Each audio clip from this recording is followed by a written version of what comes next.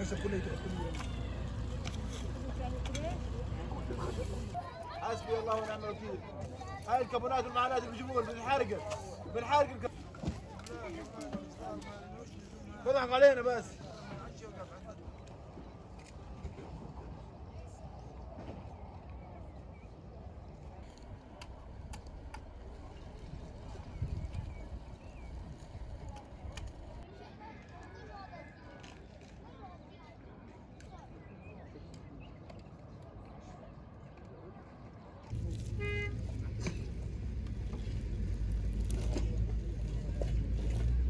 معاق عمره 12 سنة. هذا يعني بقى على الكروسة متفحم، شلناه حتى العظم واحنا بنشيل فيه كله داب اساسا. هيها كروسة طفل 12 سنة. ما شفنا غير صوت نار وصوت اطلاق، ما شفنا غير النار مشتعلة، نار كثيفة.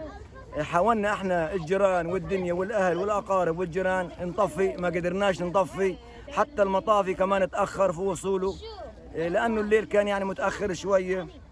طفينا ميه شغلات، انقذنا بعد الجثث كلها كانت متفحمه، جثث كانت.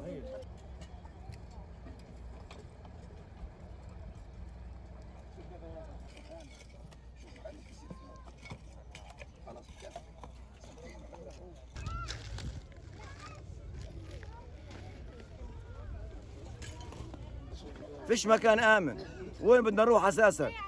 يعني الناس هرعت على البحر الليل، هرعت على اساس انه تنقذ حالها على البحر، تدب حالها في المي. هرعت حالها على البحر الناس. وين بدها تروح الناس؟ وين بدنا نروح؟ وين بدنا نيجي؟ احنا بنقول الدول العربيه تشوف الحال، تحكي تتكلم كلمه كويسه، تقولوا يعني وقفوا الحرب يا عم، حرام، هذه اجرام، هذه اباده جماعيه، ما بصير.